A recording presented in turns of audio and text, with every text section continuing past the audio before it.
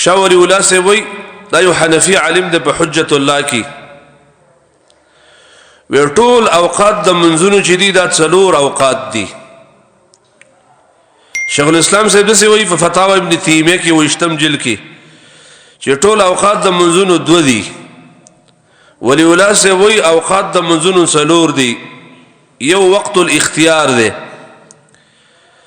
اختیار هغه وخت ویل کېږي ورونو چې پای کې من جایزی بغیر د کراهت نه، بغیر د کراهت د جمل بګي جایزی ته وقت الاختیار و استا اختیار د 2 منټه مخکې کې 2 منټه وروسته کې دا وقت الاختیار دی. او دویم چې دی هغه ته وقت الاستحباب وای. استحباب هغه وخت ویل کېږي الذي يستحب ان يصلي فيه وهي اوائل الاوقات. دا ولي ولا سي وای وقت الاستحباب دا د چې سړی بګي منځو کې او دا د ټولو منځونو اولنې وخت الا العشاء سوا د مغسل. ځکه مغسل مانځه کې فل مستحب الاصلي تاخيرها. مغسل مانځه کې اصل مستحب دا چې دا سړی ورسته کول شي. مغسل منځ څومره نا وخت کې دومره ثواب ډیر دی. دا موږ چې د مغسل منځونه وختي کوو دا صرف د جواز په مرتبه کې کوو. نور د مغسل منځ څومره نا وخت یې دومره بهتر او ثواب ډیر دی. مستحب دا چې سړی نا وخت کې. نو وقت الاستحباب دا چې هر منځ په اول وخت کې کول دا وقت الاستحباب دی سوا د ماسوتن نه. دریم هغه وقت ضروره.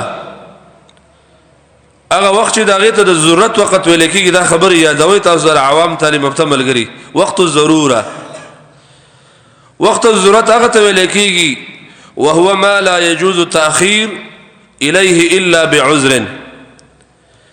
وقت ضرورت هغه وخت ته ویل کېږي چې بغیر د عذر نه تاخير کول باندې کې ناروا. بغیر د عذر نه چې عذر دی نو داغي تاخير کول او رستواله کول د منځه ناروا دي. عذر دا چې سړی ود پاتې شه سحر نه وخت را پاسید دا وخت ضرورت دا په دغه ټیم کې خپل منځ کوي. ماسپخین نه پس یو سړی ود پاتې شو مازیګر نه وخت را پاسید انسان د کله کله کېږي دا وخت ضرورت دی. یو سړی بهوش دی په هوش کې راغی او من قضا شوی د نا وخت ټیم دی دې ته وخت ضرورت وای. باران د 2 منځونه جمع کول دا وخت ضرورت دی. په سفر کې 2 منځونه تقدیم تاخير جمع کول دا وخت ضرورت دی. هغه زرانه چې مستحاضه بیماری هغه 2 منځونه جمع کوي دا وخت ضرورت دی. یو ځکه د سي حالات جوړ دي چې الته مانځه اس گنجائش او پروګرام نشته. د سي حالات جوړ دي د دې د وجه نه من تاخير شو دا وخت ضرورت دی. لکه غزوه د خندق چې وا نبی رسول الله مازیګر ماخام درې منځونو کې تاخير راغلو یا مسپخین مازیګر ماخام کې تاخير راغلو ماخام نورسته وکړل دا وخت ضرورت دی. نو د وخت ضرورت معنا دا چې بغیر د عذر نه تاخير کول ناروا دي. خو دغه عذر په بنا باندې ستانه من تاخير شون دا وخت ضرورت دی. اسبا په نارمل حالات کې من نشاته کې دیتا. دریم چې هغه ته وخت القضاء وای.